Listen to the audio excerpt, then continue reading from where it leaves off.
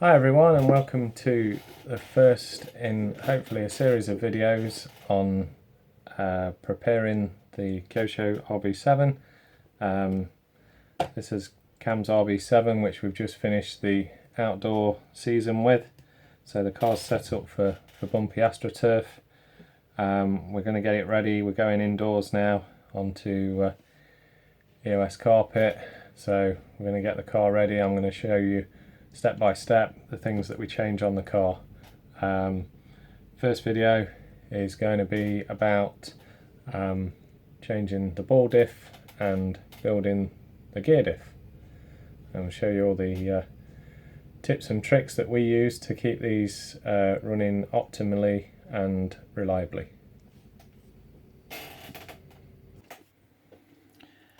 Okay, so I've gone ahead, I've stripped all the diff down, cleaned it all up. For the metallic parts like the gears, the outdrives, the aluminium end that I'm using, I've given them a clean with brake cleaner. For the plastic housing, I don't tend to use brake cleaner. I feel that the chemicals in brake cleaner tend to make the plastic go a little bit brittle. So what I tend to do with that, it's just paper towels and baby wipes and get as much out as you can. You could do it with a toothbrush underwater with soapy water, something like that, but it needs to be sort of non-chemical to keep the plastic in good condition. Few not problems, but things that we've found with the diff over the years. Compared to a lot of other diffs, it's quite narrow. It's a very narrow diff. Certainly when measured against a Yokomo diff or an associated diff, it's very narrow. So what you tend to find is that there's not a lot of material for the outdrive. This bit here, there's not much meat here, so you get like a flexing effect when the outdrive is in the housing, and what that tends to do is wear out the shims inside. So you get the shim, and it's like it's concaved where the pin is basically wearing it, and as this is flexing away, the pin's going round and it concaves and domes the shims. And then what you tend to find is that when you're driving the car, the diff will sort of lock up and the car will just inadvertently kick the rear out. And I've certainly found that a few times. So what we've done to overcome that is we've changed the shim to a much smaller shim. Don't know whether you can see that on camera, but it's much smaller. If I compare, now the part number for these shims I believe is 96046, and you get a pack of shims that are 0.1, 0.2 and 0.3 mil thick. The standard shim is 0.15 mil thick. Now that's quite important because these shims space the large gears away from the little satellite gears. And obviously if you've got two shims in there at 0.15 each pushing the gears together, and you've got a 0.1 and 0.2 or 0.3, what I tend to do is put a 0.1 shim in one side and a 0.2, so the overall shim is 0.3, 2 times 1, 0.15, to give the same gap of the big gears against the satellite gears. Now obviously what you can do is sort of experiment with the 0.1s and 0.2s as your diff wears and the gears wear. You might find that you can put two 0.2 mil shims in just to push everything back together. So it's quite a good way of sort of shimming the diff correctly as well by using these shims. The other thing that we've done to make the diff a lot stronger is we've changed the gears themselves. So the gears that come in the diff as standard I can't remember the part number, but what we found with these gears is that can be quite soft. So we replaced them with the gears out of the ZX7. So this is the LAW50 gears from the ZX7. It seems to be a much harder, much higher quality material. And there's a few ways that you can tell the difference. So on the back of the ZX7 diff, you may be able to see, if I can catch it in the light, that it seems like it's got two colours to it. So the inner is like a gold colour, the outer is silver. The other big difference is on that edge.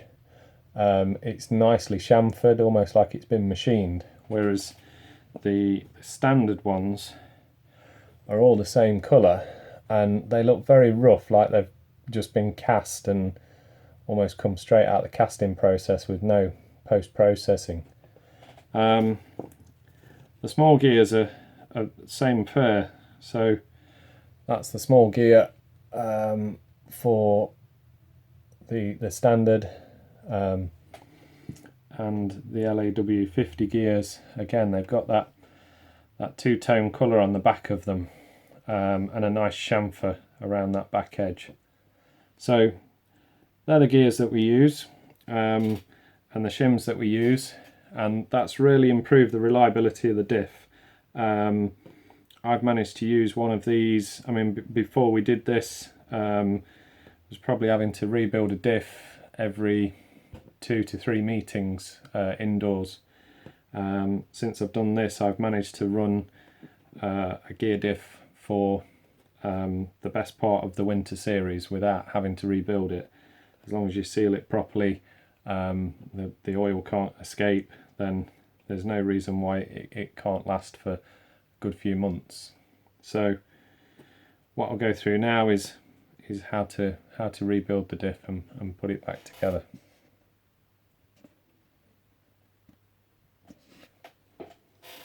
So the new parts that I'm going to be putting in the diff today, I've got a seal kit, which is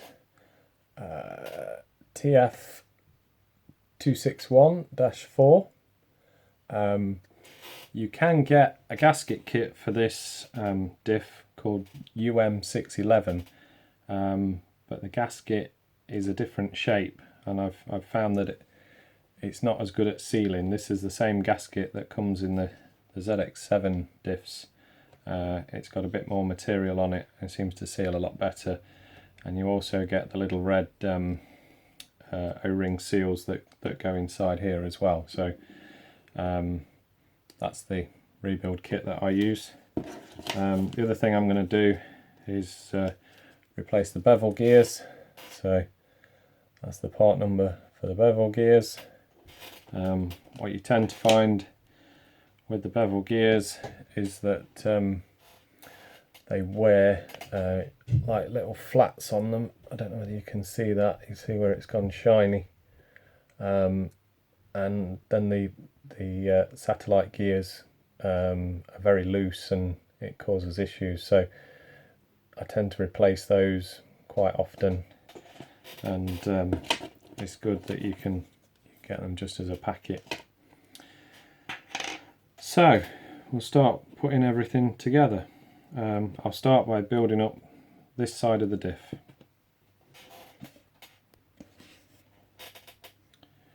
Okay, so I've built the diff up. I've put the satellite gears in. I've put the 0.2mm shim in this side. I'll put the 0.1mm shim in the other side. We're now ready to fill with oil. So what I found works really well even on high grip EOS carpet is 3000 weight oil. Tend to find with the oil, if you go too thick, it locks the back end in and the car is very understeery going into a corner. The back end doesn't want to steer, so I found 3000 weight is a good compromise between getting nice turn in but also getting drive out the corners, hairpin corners, without it diffing out. So that's what I'm going to be putting in.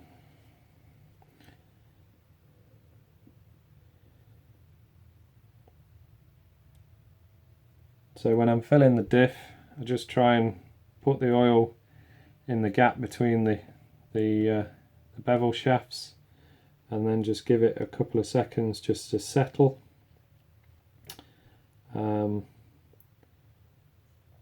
It's obviously important to put the right amount in, so by letting it settle and then just sort of observing, obviously because the diff is so narrow you can't get a huge amount in there.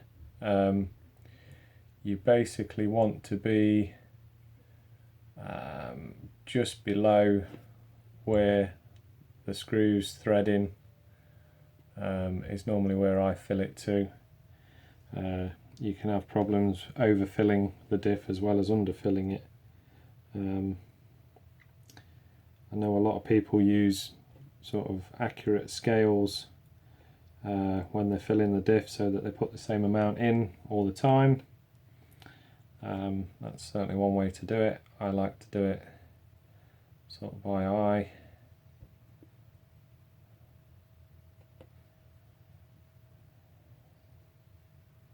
It's important not to rush, and also to let the oil settle and to get into all the little crevices that are inside that unit.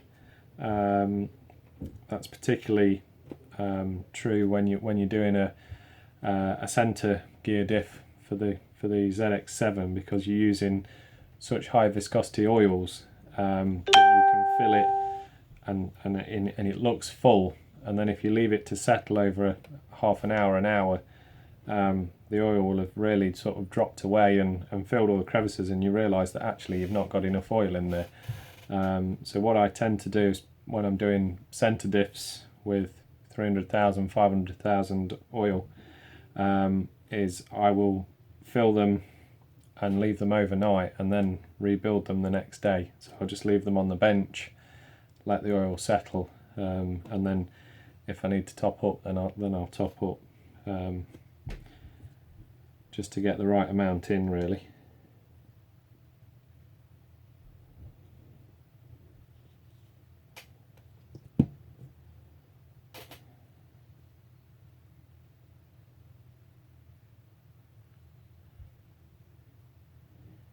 Right, so I'm pretty happy with that, the amount of oil that's in. One thing to check is that the mating face of the housing, obviously where the gasket's going to sit, to make sure you've got no oil on there. If you have, just get a very small amount of paper towel and just go around and make sure it's dry, because that's really key to making sure it seals correctly, which is the bit I'll do shortly. Before I do that, I've got to build up this side. Now, one important bit, I use the aluminium, the optional aluminium side plate. One important bit of this is that there's in the end there's like a little phosphor bronze bush with like a V groove in it. It's important to fill that V groove with black grease. Otherwise, when you put the outer drive in, if you don't fill it up, it can lock up because it's metal on metal, and obviously the friction builds up. So I've got a little bit of black grease and just squeeze that in there.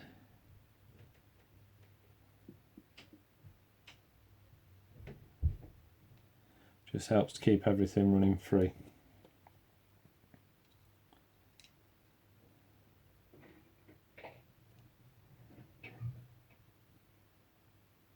So as you push the out drive through, make sure you really work it into that V groove, and obviously clean off any excess coming out the other side.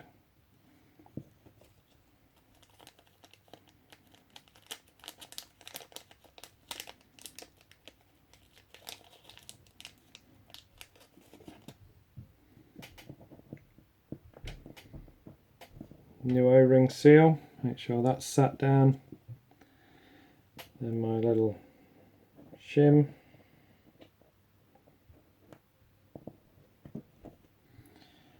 And then the drive pin.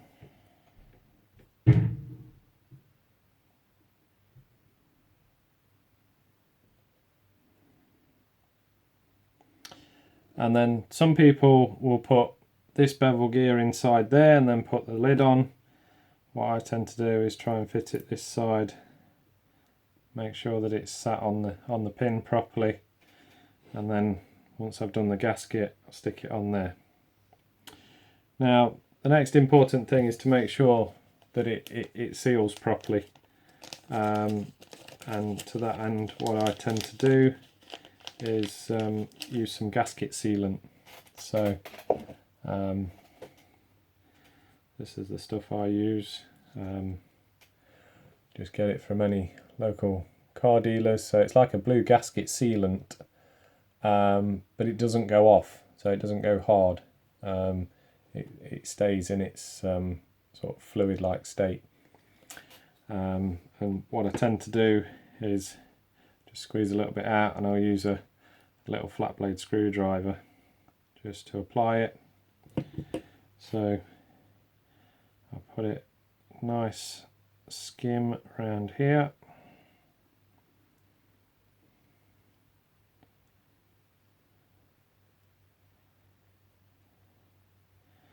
So as you can see, you don't need a lot. Got a little bit of fluff off a baby wipe there.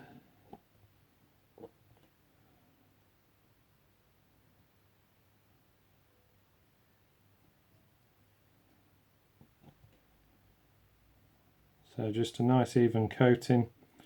Obviously if you put too much on, then it can get squashed. When you tighten it up, it can get squashed and get into the gear, so make sure obviously that's still going round. And then take the gasket, obviously line up the bolt holes and just sort of ease it into place.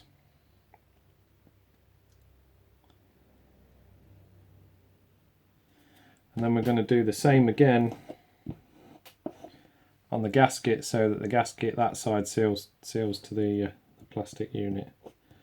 So again, just a very light coating.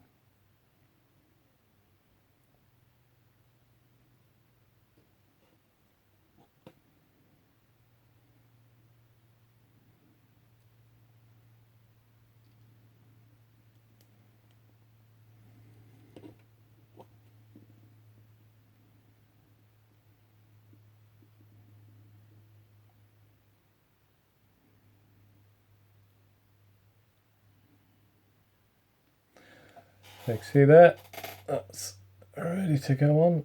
My lighting's not great, unfortunately. Put that out of the way.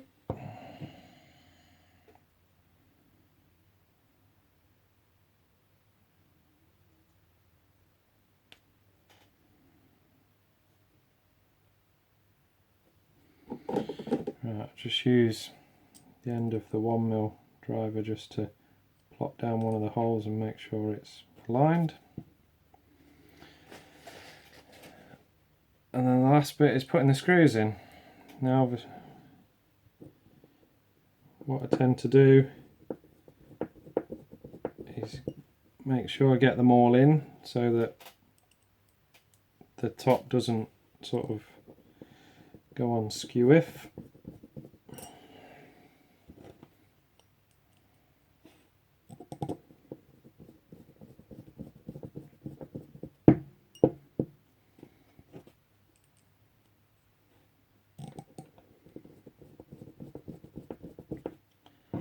And then once they're in, I'll tighten down across opposites. So I'll do that one, then that one,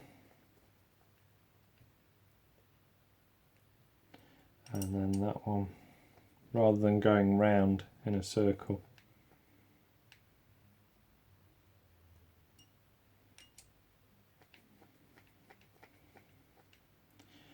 You can see the blue, and then I just go around and check them. Now it's important not to over tighten them because you can easily strip the threads in this. So it's just nipping it. You see the gasket, the blue gasket sealant has just eased out a little bit, so we'll give that a bit of a wipe. But other than that, that feels smooth. That's ready to go in. Hope that helps.